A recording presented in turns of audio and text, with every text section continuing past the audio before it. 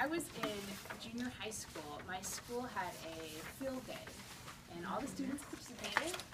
I had several events, and one of them was the hurdles. And I had no preparation.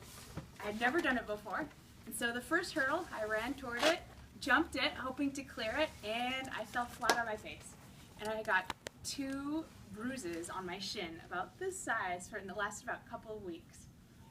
With that introduction, you might think I'm going to talk to you about the dangers of exercising, but my goal today actually is to encourage you to reevaluate your exercise goals and to recommit to exercising regularly. When I was preparing this, I found a couple of misleading quotes about exercise. One is by Henry Ford. He said, "Exercise is bunk.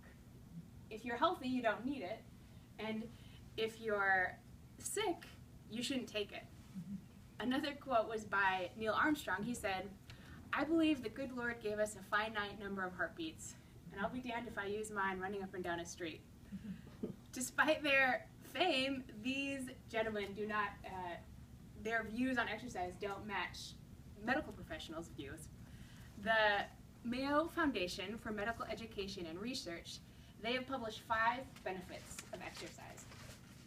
The first one is that it helps you maintain your weight. You burn calories, and so you're less likely to gain weight when you exercise regularly.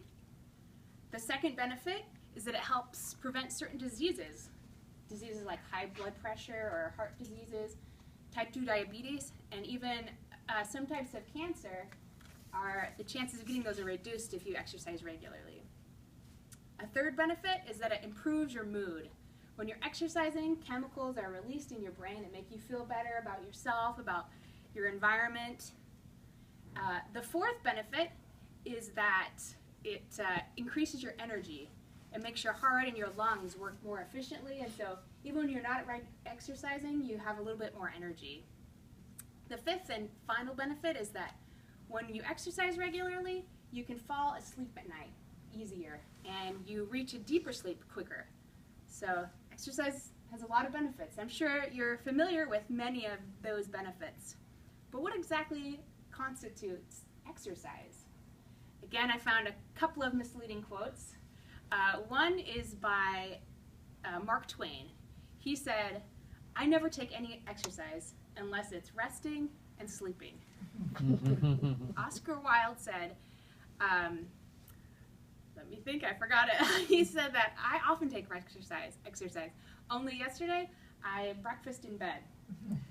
So those are not exactly how most people would describe exercise.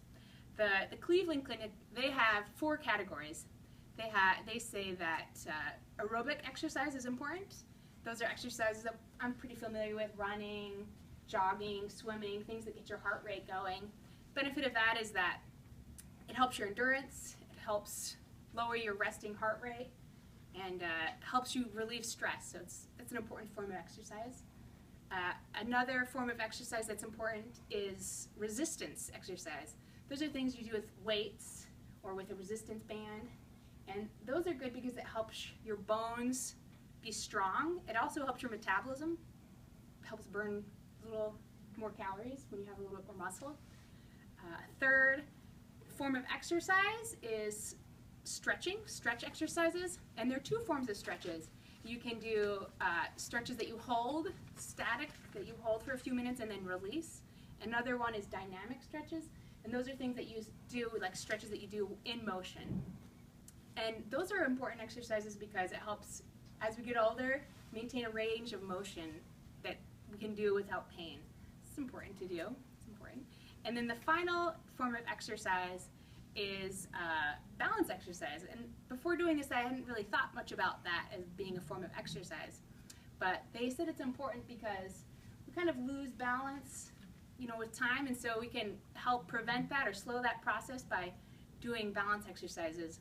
And a few examples of that are exercises that you do on like an exercise ball, one of those round inflatable balls that you can sit on or put your foot on. Those are exercises you do on those are good balance exercises. Also, exercises you do with your eyes closed or on one foot. And those are good because they help you maintain balance. And so those are some of the categories of exercise. This may seem a little overwhelming, a little daunting, but small steps can have a really big impact. And so even if we just commit to exercising 15 minutes, that's better than not doing any kind of exercise at all. And it can be fun. You know, we can have a friend come with us. We can go jogging with a friend, or take a hike, or take a bike ride, or we can learn a new hobby like kayaking or dancing. So I think that if we recommit ourselves, our bodies will thank us in the long run. Thank you, fellow Toastmasters.